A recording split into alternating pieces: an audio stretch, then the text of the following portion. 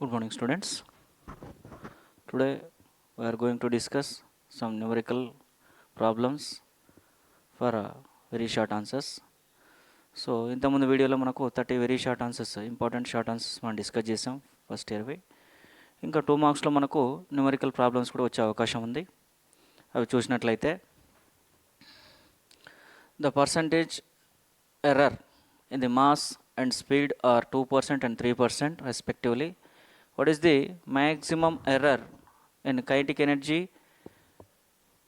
calculated using these quantities? So ఇక్కడ 31st క్వశ్చన్లో percentage error in mass speed ఇచ్చారండి 2% 3%. ఏం ఫైండ్ అవుట్ చేయాలి అంటే maximum error in the kinetic energy. So percentage error కనుక చూసుకున్నట్లయితే రిలేటివ్ ఎర్రర్ ఇంటూ 100 చేసుకుంటే మనకు పర్సంటేజ్ ఎర్రర్ వస్తుంది. సో కైనెటిక్ ఎనర్జీ మనకు ఫార్ములా ఏముంటుంది అంటే of m v square. So ఇక్కడ మనకి Maslow percentage error delta m by m into 100 2% ఇచ్చారు.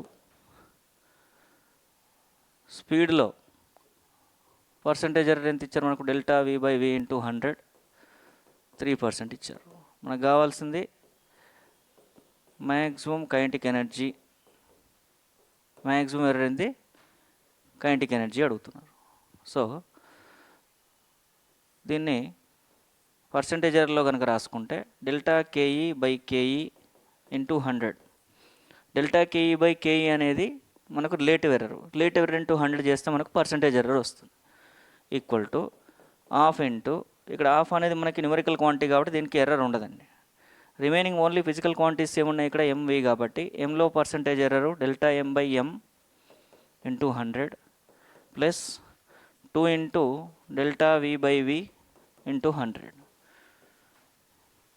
సో కైనెటిక్ ఎనర్జీలో పర్సంటేజ్ ఎర్రర్ మనకు delta KE by KE into 100 కావాలి అంటే delta A by M into 100 మనకి ఇచ్చింది 2% plus 2 into delta V by V into 100 మనకు 3%. సో 2 ప్లస్ 2 ఇంటూ 3 ఏమవుతుందంటే 6, that is 8%. అంటే మనకి కైనెటిక్ ఎనర్జీలో మ్యాక్సిమం ఎర్రర్ ఎంత ఉంటుంది అంటే percentage error delta KE by KE into 100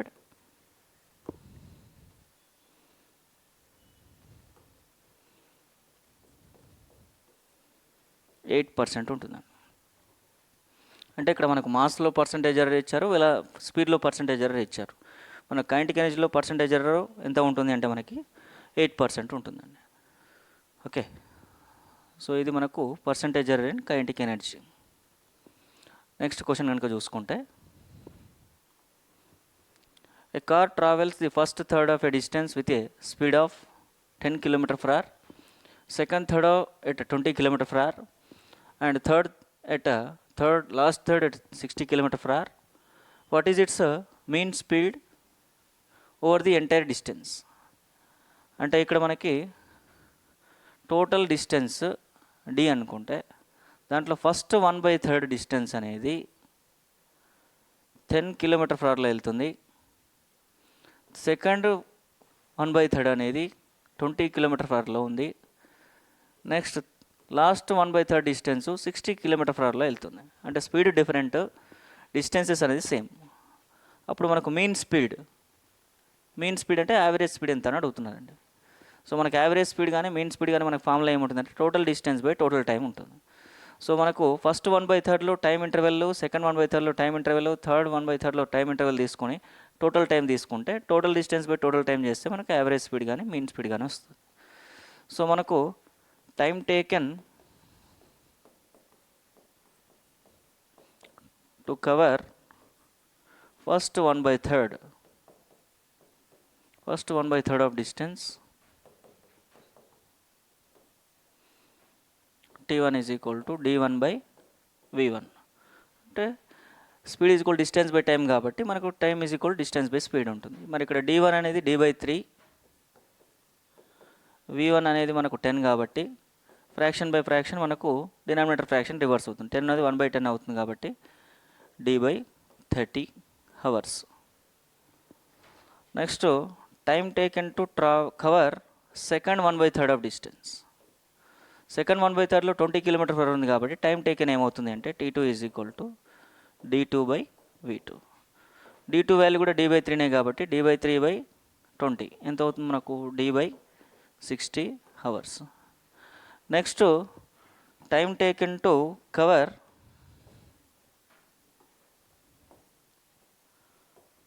third 1/3 of distance or last 1/3 of distance.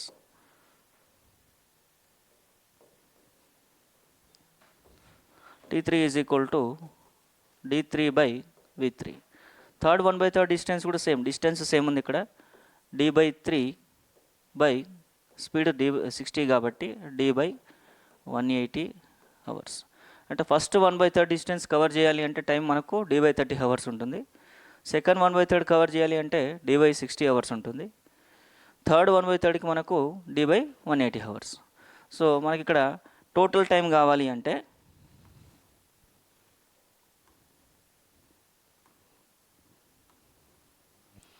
total time t is equal to t1 plus t2 plus t3. ఇక్కడ t1 value మనకు d/30, second time taken d/60, third time taken d/180. ఇక్కడ LCM 180 కాబట్టి 36గా ఉంటుంది. So 6d, 63 3d, 180 1s d. So ఇక్కడ ఏమొస్తుందంటే మనకు 10d/180, 0 get cancel, ఇక్కడ d/18 వస్తుంది, d/18 hours. ఇది టోటల్ టైం. మనకి average speed or mean speed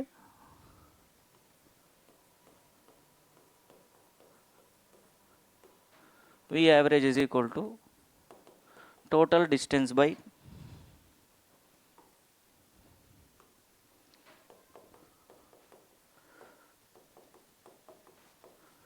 total distance by total time taken. Total distance ఏంటి ఇక్కడ మనకి d/3 plus d/3 plus d/3, total time taken మనకు d/18.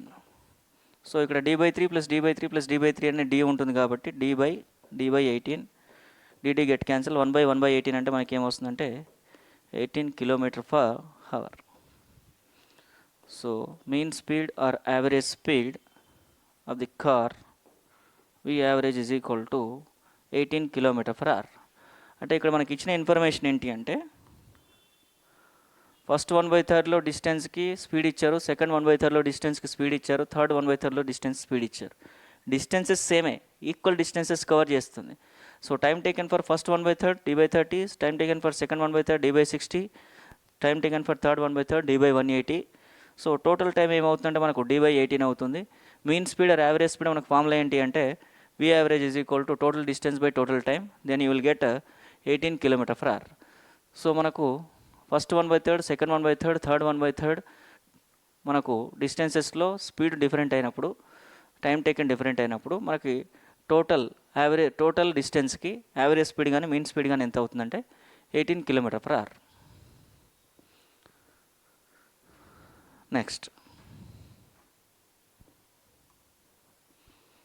Next question. A machine gun fires 360 bullets per minute and each bullet travels with a velocity of 600 meters per second. If the mass of each bullet is 5 grams, find the power of the machine gun. ఇక్కడ power కావాలి అంటే work done by time అండి. మరి అక్కడ bullet అనేది move అవుతుంది అంటే 600 metre per సెకండ్తో, అక్కడ వర్క్ డన్ అనేది కైనెటిక్ ఎనర్జీలో స్టోర్ అయి ఉంటుంది. అప్పుడు మనకి పవర్ అనేది ఫార్ములా ఏముంటుంది అంటే వర్క్ డన్ బై టైం. ఇక్కడ వర్క్ డన్నే మనకు కైనెటిక్ ఎనర్జీలో స్టోర్ అయి ఉంది కాబట్టి ½ mv²/t. ఇక్కడ 360 బుల్లెట్స్ అన్నారండి. ఇక్కడ 360 బుల్లెట్స్ ఫైర్స్ పర్ మినిట్ అంటే ఈచ్ బుల్లెట్కి ½ mv² కాబట్టి నెంబర్ ఆఫ్ బుల్లెట్స్ ఉన్నాయి కాబట్టి మనకు n × ½ mv².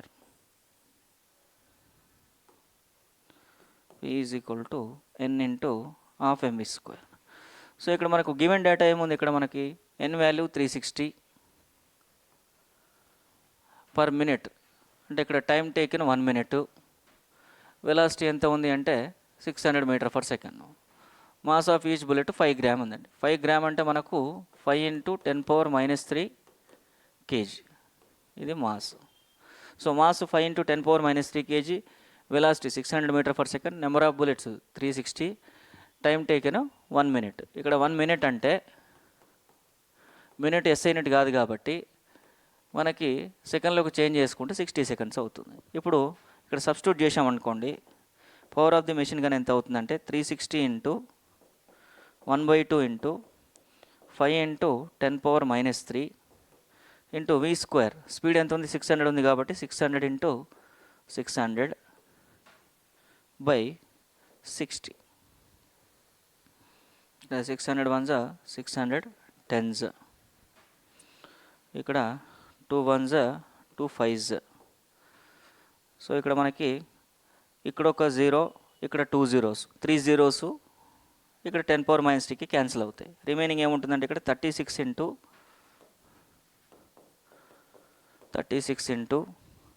5 ×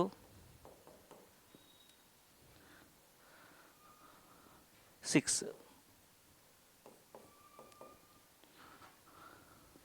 36 × 5 ఇక్కడ కూడా ఒక 5 ఉంది.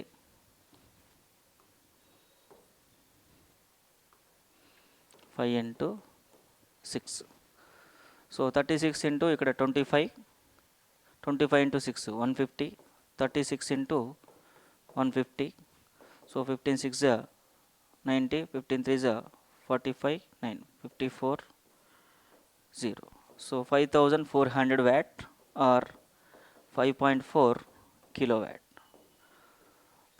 So power of the machine కానీ ఎంత ఉంటుందంటే 5.4 kilowatt ఉంటుందండి. అంటే మనకి ఇచ్చిన ఇన్ఫర్మేషను, నెంబర్ ఆఫ్ బుల్లెట్స్ ఇచ్చారు, టైం ఇచ్చారు, స్పీడ్ ఇచ్చారు, అంటే వెలాసిటీ ఇచ్చారు, మాస్ ఇచ్చారు. అప్పుడు మనకు పవర్ అనేది work done by time, work done kinetic ఎనర్జీలో స్టోర్ అయి ఉంటుంది. సో ఇక్కడ కైనెటిక్ ఎనర్జీ అనేది 1/2 mv² కాబట్టి నెంబర్ ఆఫ్ బుల్లెట్స్ ఎన్ని తీసుకుంటే మనకు పవర్ ఆఫ్ ది మెషిన్ కానీ ఎంత ఉంటుందంటే 5.4 kilowatt. Next question. A pump is required to lift 600 kg of water per minute from a well of 25 meters deep and to eject with a speed of 50 m/s. Calculate the power required to perform the above task. So ఇనీషియల్గా మనకు 25 meters deep నుంచి అది lift చేస్తుంది, తర్వాత 50 m/s అక్కడ eject చేస్తుంది. కాబట్టి due to height దానికి పొటెన్షియల్ ఎనర్జీ ఉంటుంది, డ్యూ టు మూమెంట్ అంటే డ్యూ టు స్పీడ్ మనకు కైనెటిక్ ఎనర్జీ ఉంటుంది. అంటే టోటల్ పవర్ అనేది వర్క్ డన్ బై టైం, అంటే వర్క్ డన్ అనేది పొటెన్షియల్ ఎనర్జీ ప్లస్ కైనెటిక్ ఎనర్జీలో స్టోర్ అయి ఉంటుంది. ఎందుకంటే మనకి డ్యూ టు హైట్ మనకు పొటెన్షియల్ ఎనర్జీ ఉంటుంది, due to velocity of the body అంటే మూమెంట్ ఆఫ్ ది బాడీ మనకు కైనెటిక్ ఎనర్జీ ఉంటుంది. పొటెన్షియల్ ఎనర్జీ అనేది మనకు mgh, కైనెటిక్ ఎనర్జీ అనేది 1/2 mv² by time taken. So total power ఏమవుతుంది అంటే potential energy plus kinetic energy by time taken. So ఇక్కడ మనకి మాస్ ఎంత ఇచ్చారంటే 600 kg ఇచ్చారు. మనకు హైట్ 25 meters. ఎంత స్పీడ్తో మనకు ట్రావెల్ అవుతుంది అంటే ఇక్కడ మనకు స్పీడ్ అనేది 50 m/s, g value 10 m/s². So ఇక్కడ మనకు సబ్స్టిట్యూట్ చేసుకుంటే P = మాస్ అనేది 600 ఇంటూ g వాల్యూ 10, హైట్ అనేది మనకు 25 meters ప్లస్ 1/2 ఇంటూ మాస్ అనేది 600 kg, ఇక్కడ v² అనేది 50 × 50 బై టైం టేకెన్ ఎంత ఇచ్చారు మనకు ఇక్కడ పర్ మినిట్ ఇచ్చారు కాబట్టి 60 seconds. ఇప్పుడు దీంట్లో రెండిట్లో 600 కనుక కామన్ తీసుకుంటే రిమైనింగ్ ఇక్కడ 10 × 25 250 అవుతుంది, ప్లస్ ఇక్కడ 600 కామన్ తీసుకుంటే 50 × 50, ఇక్కడ 2 1s 2 25s, 25 × 50 1250 by 60. 60 1s 60 10s. P = 10 × 250 plus 1250 ఎంత అవుతుందంటే 1500. 1500 × 10 15,000 watt. 15,000 watt ఉంది అంటే మనకు 15 కిలోవాట్. సో ఇక్కడ మనకి 600 kg ఆఫ్ వాటర్ని పర్ మినిట్ 600 kg ఆఫ్ వాటర్ని లిఫ్ట్ చేస్తుంది 25 meters డీప్ నుంచి. మళ్ళీ 50 meters/s స్పీడ్తో ఎజెక్ట్ చేస్తుంది. అంటే ఆ power required for that task for that pump is 15 kilowatt. అంటే ఇక్కడ పవర్ అనేది వర్క్ డన్ బై టైం తీసుకుంటాం. ఇక్కడ వర్క్ డన్ అనేది పొటెన్షియల్ ఎనర్జీ అంటే కైనెటిక్ ఎనర్జీలో స్టోర్ అయి ఉంటుంది. సో అక్కడ సబ్స్టిట్యూట్ మనకి గివెన్ డేటాని సబ్స్టిట్యూట్ చేసుకుంటే power required to about task for the pump is 15 kilowatt or 15,000 watt. Next question.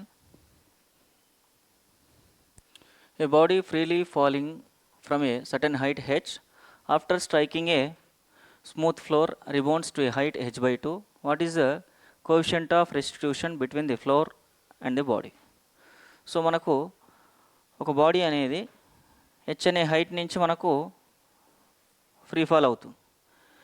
Free fall అయిన తర్వాత మళ్ళీ మనకి ఇక్కడ నుంచి ఎంత హైట్కి రిబౌండ్ అవుతుందంటే h/2 హైట్కి రిబౌండ్ అవుతుందండి. అంటే ఇనీషియల్ హైట్ h2, రిబౌండ్ అయిన తర్వాత హైట్ h/2.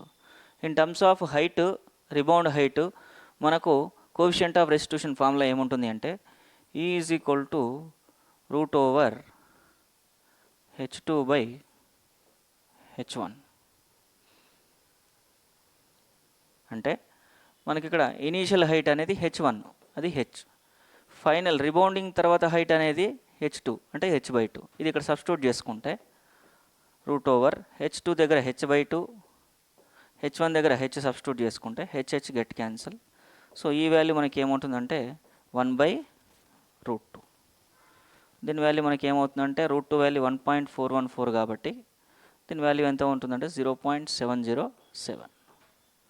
సో ఇక్కడ కోఎఫిషియంట్ ఆఫ్ రెస్టిట్యూషన్కి మనకు యూనిట్స్ ఉండవు, ఎందుకంటే ratio of relative velocity of separation after collision to the relative velocity of approach before collision velocity రేషియోని కోఎఫిషియంట్ ఆఫ్ రెస్టిట్యూషన్కి ఈక్వల్ అవుతుంది కాబట్టి దీనికి యూనిట్స్ ఉండవు.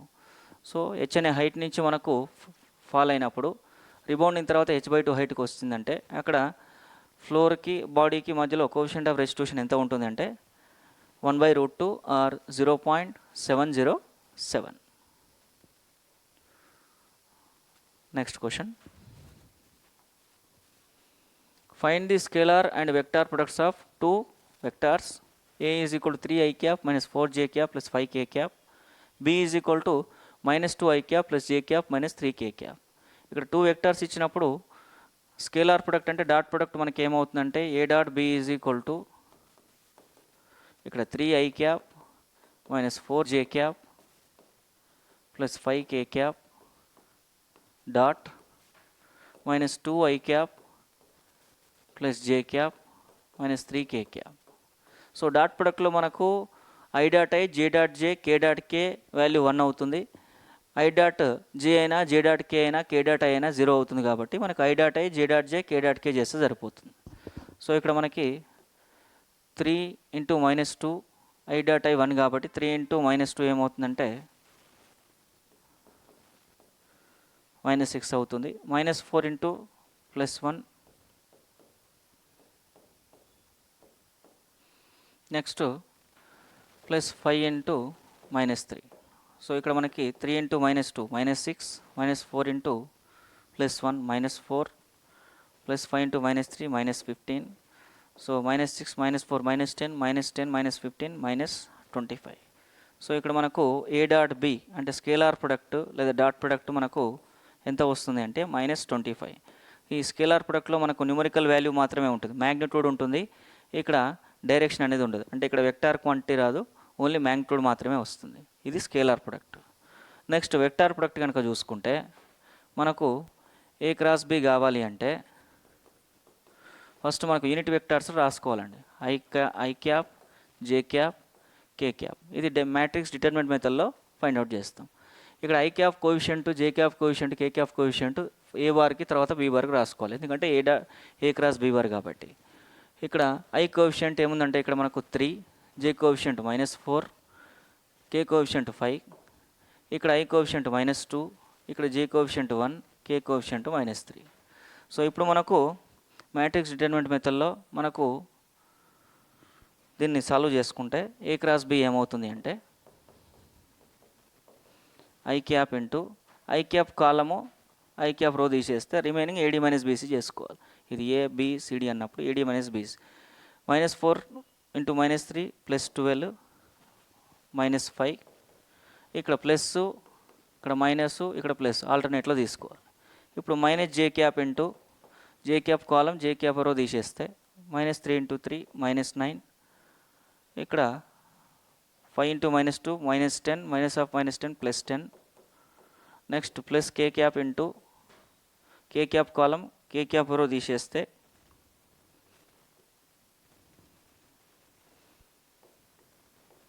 కే cap column k cap row తీసేస్తే 3 ఇంటూ 1 3 నెక్స్ట్ -4 ఇంటూ -2 +8 అంటే -8 అవుతుంది ఇక్కడ. So I cap into 12 - 5 7 J cap into +1 plus K cap into -5. So ఇక్కడ 7 I cap J cap -5 K cap. So ఇక్కడ మనకు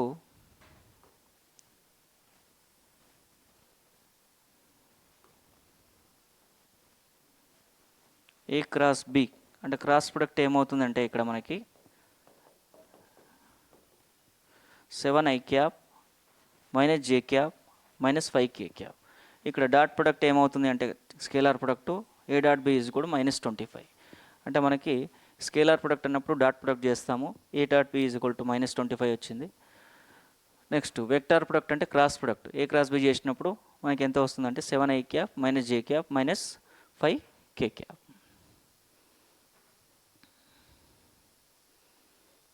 next question, calculate the change in the length of a pendulum, simple pendulum of length 1 meter when its period of oscillation changes from 2 seconds to 1.5 seconds. ఇక్కడ simple పెండులంకి ఇనీషియల్గా length 1 metre ఉంది. Time period అనేది 2 seconds నుంచి 1.5 సెకండ్కి change అయినప్పుడు change in length ఏమవుతుందని అడుగుతున్నాడండి. So ఇక్కడ టైం పీరియడ్ ఆఫ్ పెండులం మనకు ఫార్ములా ఏమవుతుందంటే 2π√L/g. ఇది టైం పీరియడ్కి ఫార్ములా అండి.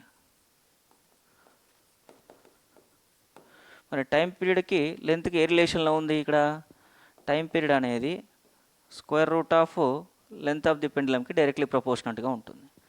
అంటే ఇక్కడ మనకి T1/T2 is equal to √L1/L2. ఇక్కడ L1 ఎంత ఇచ్చారు మనకు? ఇనీషియల్గా 1 మీటర్ ఉంది. L2 అనేది మనకు తెలియదు. టైం పీరియడ్ ఇనీషియల్గా 2 సెకండ్స్ ఉంది. తర్వాత ఎంత అయిందంటే 1.5 సెకండ్ అయిందండి. అంటే టైం పీరియడ్ చేంజ్ అయినప్పుడు లెంత్ ఎంత చేంజ్ అవుతుంది? So T1 value 2 seconds, T2 value 1.5 seconds. ఇక్కడ 1.5 సెకండ్స్ని మనం ఏం రాయొచ్చు అంటే 3/2 సెకండ్స్ రాసుకోవచ్చు. 3/2 ఈజ్ ఈక్వల్ టు లెంత్ ఇనీషియల్గా 1 మీటర్ ఉంది.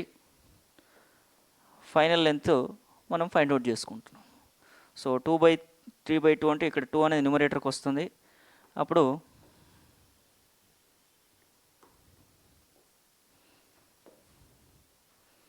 4/3 is equal to √1/L2.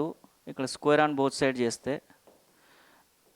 16/9 is equal to 1/L2.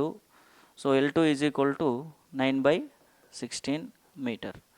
So ఇనీషియల్గా 1 మీటర్ ఉంది లెంత్. ఇనీషియల్గా టైం పీరియడ్ 2 సెకండ్స్ ఉంది. ఫైనల్గా 1.5 సెకండ్స్ ఉన్నప్పుడు లెంత్ ఎంత అవుతుందంటే 9/16. మరి చేంజ్ ఇన్ లెంత్ ఏమవుతుంది? చేంజ్ ఇన్ లెంత్ అంటే మనకి ఇనీషియల్గా 1 మీటర్ ఉంది, ఫైనల్గా 9/16 ఉంది. అంటే change in length L2 - L1. అంటే ఇక్కడ change in length ΔL.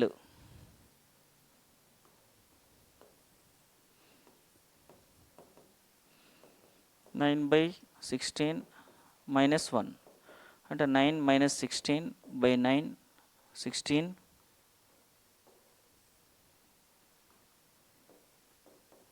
So -7/16 metre. ఇక్కడ ఎందుకు -7 వచ్చింది అంటే ఇనీషియల్గా 1 మీటర్ ఉంది, తర్వాత 9/16 అయింది. అంటే -7/16 మీటర్ డిక్రీజ్ అయింది. negative indicates that 7/16 meter decreases. So therefore length of the pendulum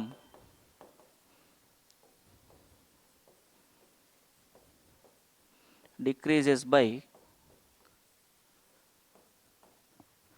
7/16 meter.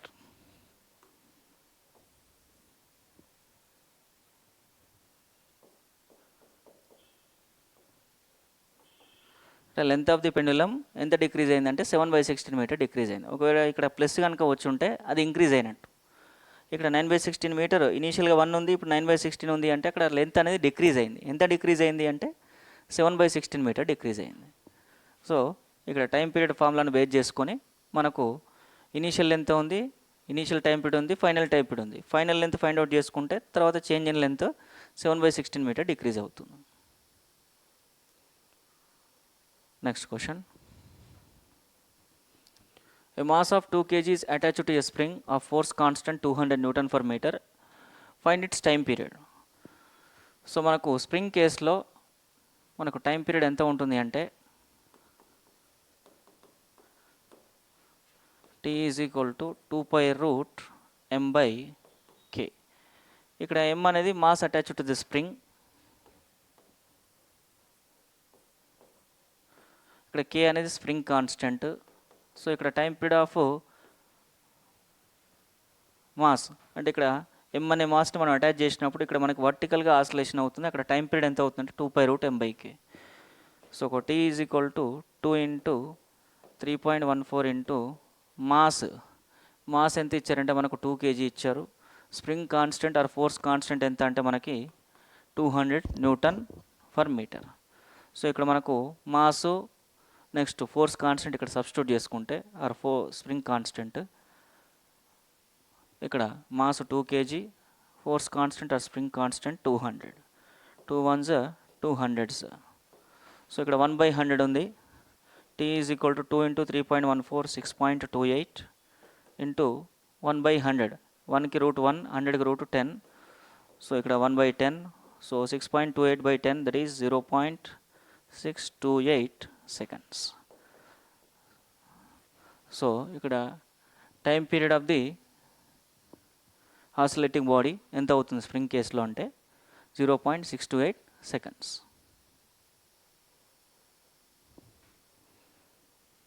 Next question. The absolute temperature of a gas is increased 3 times. What will be the increase in RMS velocity of the gas molecule? ఇక్కడ మనకి RMS స్పీడ్లో టెంపరేచర్కి RMS స్పీడ్కి మనకి relation ఏముంటుందంటే VRMS is equal to √3RT/m. ఇక్కడ are అనేది మనకి gas constant, M అనేది mass of the body or mass of the gas molecules, T అనేది టెంపరేచరు, విఆర్ఎంఎస్ అనేది RMS velocity or root mean square velocity. మరి ఇక్కడ రూట్ మీన్ స్క్వేర్ వెలాసిటీ అనేది టెంపరేచర్కి directly ప్రపోర్షనల్గా ఉంది. అంటే VRMS is directly proportional to √T. అయితే ఇక్కడ absolute temperature అనేది 3 times ఇంక్రీజ్ అయింది. అంటే ఇక్కడ T1 అనేది T అనుకుంటే T2 ఎంత అయింది అంటే 3T అయింది. అప్పుడు వెలాసిటీ ఎంత ఇంక్రీజ్ అవుతుంది చూసుకుంటే ఇక్కడ విఆర్ఎంఎస్ అనేది √Tకి డైరెక్ట్లీ ప్రపోర్షనల్గా ఉంటుంది కాబట్టి V1/V2 is equal to √T1/T2. ఇక్కడ V1 అనేది V1 తీసుకున్నాం, ఇక్కడ V2 తీసుకున్నాం. √T1 అంటే మనకు T2 అనేది ఎంత ఇచ్చారంటే మనకు 3 times ఇంక్రీజ్ అయింది కాబట్టి 3T. TT get cancel. So ఇక్కడ మనకి V1/V2 is equal to 1/√3. So V2 is equal to √3 times of V1. అంటే మనకి ఫైనల్గా √3V1 ఉంది, ఇనీషియల్గా V1 ఉంది. అప్పుడు చేంజ్ ఇన్ ఆర్ఎంఎస్ వెలాసిటీ ఏమవుతుందంటే V2 minus V1. So √3V1 minus V1 that is equal to 0.√3 అంటే 1.732 V1 minus V1. So change in velocity మనకు ఎంత వస్తుంది అంటే change in velocity is equal to 0.732 times of v1. అంటే మనకు ఎంత increase అవుతుంది, మనకు ఇంక్రీజింగ్ ఇన్ ఆర్ఎంఎస్ వెలాసిటీ అనేది 0.732 టైమ్స్ అవుతుందండి. So RMS velocity increases by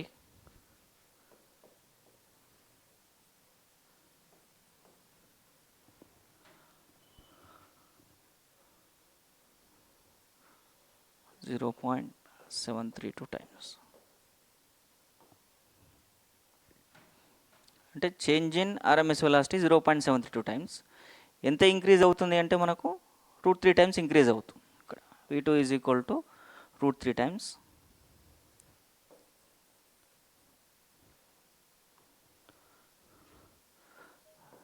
√3 times అవుతుంది. ఇక్కడ చేంజ్ ఇన్ ఆర్ఎంఎస్ వెలాసిటీ ఎంత అవుతుందంటే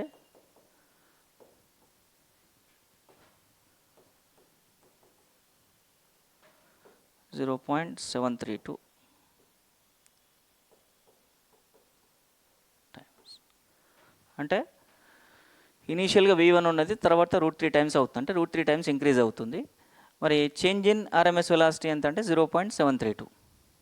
సో ఇక్కడ ఇనీషియల్గా అబ్సల్యూట్ టెంపరేచర్ T, తర్వాత 3 టైమ్స్ ఇంక్రీజ్ అయింది 3T. అప్పుడు v అనేది √Tకి డైరెక్ట్లీ ప్రపోర్షనట్గా ఉంటుంది కాబట్టి v1/v2 is equal to √T1/T2. Then v2 is equal to √3 times of v1. Change in RMS velocity 0.732 times of v1. So RMS velocity increases by √3 times change in RMS velocity 0.732 times of initial velocity. So these are the numerical problems we will get in the 2 marks questions. అంటే మనకు 2 marks questions లో theory questions కాకుండా ఈ numerical questions కూడా వచ్చే అవకాశాలు ఉన్నాయి. వీటిని కనుక కరెక్ట్గా మనం ప్రాక్టీస్ చేసుకుంటే కంపల్సరీగా వీటి నుంచి మనకు ఐపీఈకి కంపల్సరీగా వచ్చే అవకాశాలు ఉన్నాయి. So please practice and learn these questions for very short answers. మరిన్ని వీడియోస్ మీకు కావాలంటే శ్రీ ఎన్ఆర్ఐ జూనియర్ కాలేజ్ ఛానల్లో మీరు సెర్చ్ చేయండి. మీకు కావాల్సిన క్వశ్చన్స్, కావాల్సిన ఇన్ఫర్మేషన్ ఏదైనా కూడా అందులో ఉంటుంది. Please watch it. Thank you very much.